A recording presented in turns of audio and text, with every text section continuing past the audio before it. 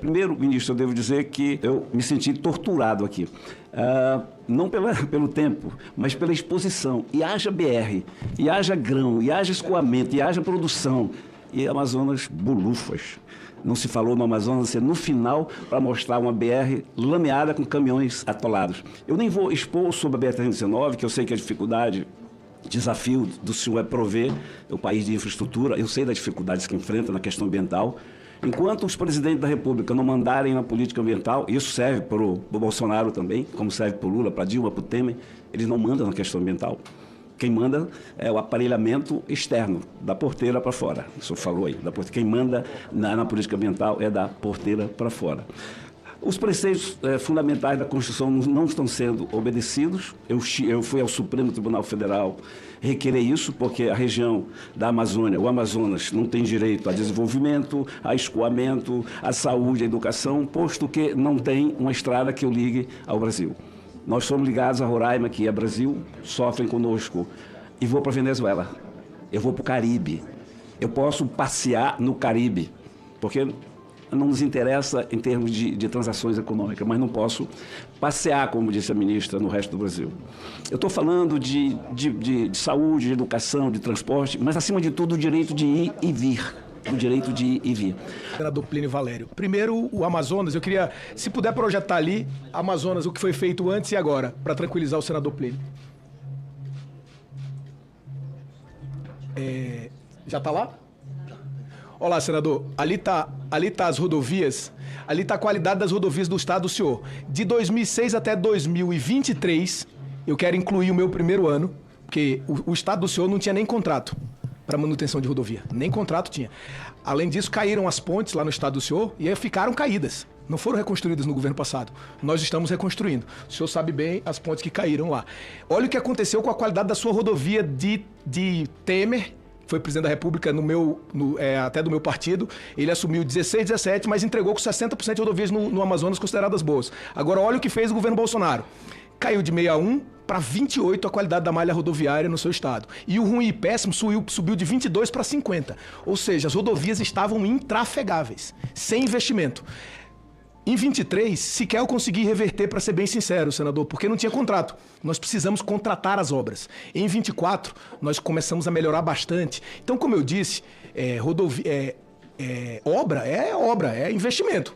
Por que melhorou? Subiu de 28, as rodovias consideradas boas, para 51. E o ruim e o péssimo caiu de 50 para 17, uma queda de 33 pontos percentuais. Aí eu vou mostrar o motivo no próximo gráfico. Próximo, por favor. Que apresenta aí o investimento. Não está lá, senador, mas está aqui. Isso aí é no norte do Brasil, nos outros estados. Só para deixar aqui claro, porque por que eu não detalhei por estado? Porque se já fui enfadonho, falando nacionalmente, se eu fosse detalhar por estado, não estou dizendo que o senhor se referiu a mim, eu é que me acho assim. Eu acho que a apresentação é longa, porque o Ministério, ele é muito, um volume grande de investimento mesmo de problema. Mas veja o que aconteceu no Amapá. As rodovias caíram de 85 para 22 a qualidade, 27, melhor dizendo, e subiu de 27 para 99 os trechos pavimentados. Próximo estado do norte. O Acre. Olha o que estava sendo feito no Acre. O ruim e péssimo no Acre, a BR-364, estava com 72% e 13% de rodovias boas. No Acre, nós ampliamos. Volta lá, por favor. Nós ampliamos de 13 para 20 no primeiro ano, consideradas boas, e o ano passado fizemos o ponto de inflexão. Temos agora 42% bom e 35% ruim ou péssimo. No final desse ano vamos para 60, 70, com obras pesadas de infraestrutura no Acre, especialmente da BR-364. O Acre é um estado, o senhor conhece bem, Marcos, que se a rodovia não funcionar, para o estado inteiro que só tem ela. Só tem ela. Rondônia também é bem parecido. Tem mais um estado do norte. Pará. Volta uma. Olha o Pará. Pará tinha caído de 64% para 54%, consideradas rodovias boas, e o ruim e péssimo estava em 21%. Nós aumentamos de 54% para 91%. Qualidade das rodovias. Isso tudo, senador, é investimento. Não está ali, mas eu queria mostrar para o senhor. Eu vou lhe encaminhar esse número. O Amazonas recebeu no governo Bolsonaro, no último ano, 214 milhões de reais de investimento. 214. No primeiro ano do governo do presidente Lula, nós aplicamos, graças ao, eu disse aqui, a própria PEC da transição, o esforço que o governo fez, o entendimento, 543 milhões. Significa quase 3 vezes mais recurso. 2 vezes e alguma coisa. No ano passado, nós aplicamos 693 milhões de reais na malha rodoviária, o que significa 3,5 vezes mais recursos para o Amazonas do que o governo anterior. Então, o que aconteceu com o Estado foi um abandono completo. Além disso, a BR-319, que o senhor colocou outras perguntas e eu vou passar a responder. Primeiro, qual é o trabalho do Ministério com relação às ONGs? O Ministério trabalha contra ONG que consegue eliminar na Justiça. E mais, pela primeira vez nós suspendemos liminar de ONG. O Observatório do Clima, que o senhor deve conhecer, é uma das principais, teve pela primeira vez, por ação do Ministério dos Transportes, uma decisão liminar suspensa na segunda instância. A Justiça Federal lá deu a decisão, nós recorremos e suspendemos a decisão do Observatório do Clima. O Ministério dos Transportes, o senhor perguntou também, concorda com isso? Não concorda. Defende a rodovia, como disse na minha apresentação.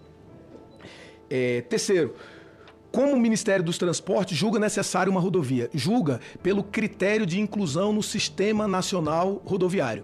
E para isso, a lei determina que a gente faça um plano de viabilidade econômica para aquela rodovia.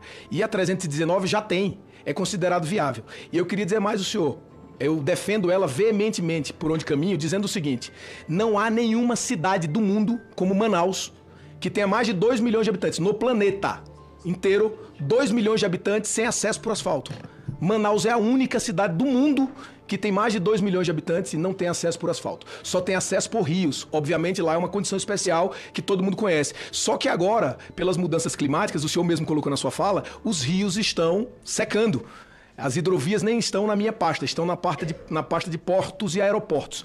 Mas o DENIT, que é o órgão que está aqui presente e é vinculado ao Ministério dos Transportes, é o órgão executor do Ministério de Portos e Aeroportos, faz as obras das hidrovias. E a gente entende que por isso e pelo que aconteceu na Covid, como o senhor falou, a redundância de modais, além da intermodalidade, como disse o presidente Marcos, a redundância de modais é fundamental, porque quando cessa por algum motivo, por exemplo, uma catástrofe destrói uma rodovia, tem que ter a hidrovia. E o contrário também é verdadeiro, porque senão no momento como a Covid-19, que o estado do senhor viveu, eu me recordo que o senhor disse aí, eu queria me recordar que o gás chegou primeiro da Venezuela do que do Brasil lá. Chegou por quê? Porque tem conexão com a Venezuela e não tem com o Brasil. E oxigênio não se transporta com facilidade por avião, porque é inflamável, pode explodir a aeronave.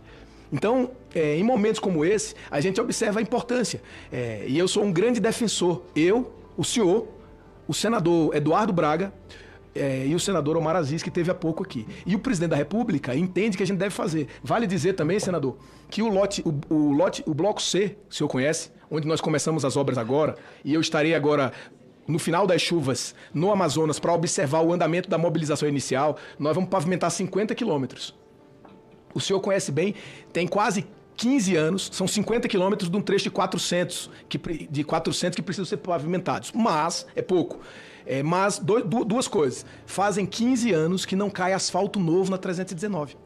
Não é mais um problema de governo, como o senhor coloca. O senhor até colocou assim, enquanto os presidentes da República não chamarem para si essa questão, o problema é que o nosso arcabouço legal, ele não permite o presidente chamar para si sozinho. Por isso que o senador Confúcio está debruçado. E eu digo ao Senado Federal que olhe se, por exemplo, se desse a atribuição ao presidente da República para tomar algumas decisões, talvez fosse um avanço interessante. Mas fazendo uma avaliação, será que o Temer, o Bolsonaro, a Dilma antes, para nem citar o presidente Lula, não teria dado a licença se ele pudesse dar? Talvez tivesse dado. Então eu acho que esse tema é super relevante, porque vários estados aqui presentes, eu queria colocar uma coisa como sintomática, Marcos, presidente, veja que as questões são ambientais.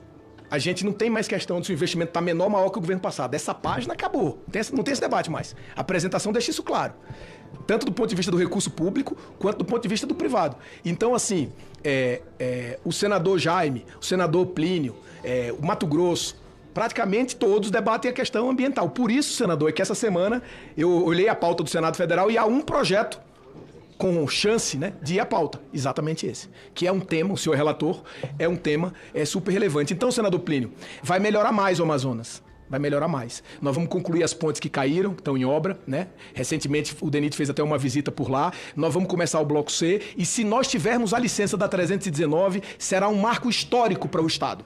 Será um marco histórico. E eu acho que a gente precisa trabalhar juntos. Por exemplo, as pontes do rio Curuçá caiu em 2022, né? Tá em obra. A Altasmirim caiu também no governo passado, está em obra agora. A primeira, em setembro, a gente deve entregar pronta.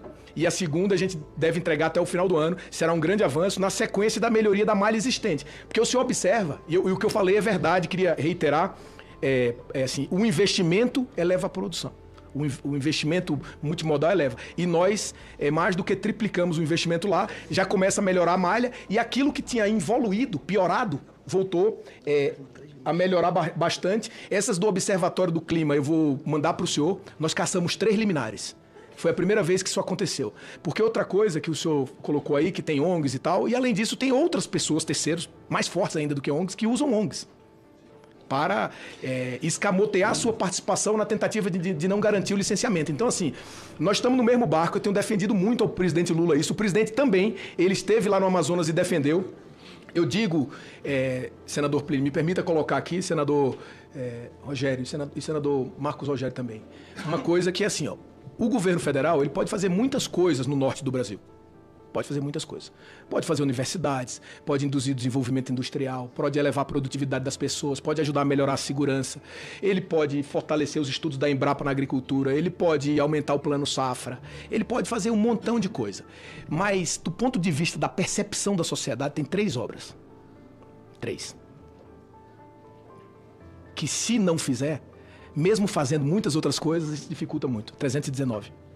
A hidrovia do Rio Araguaia e a exploração da margem equatorial.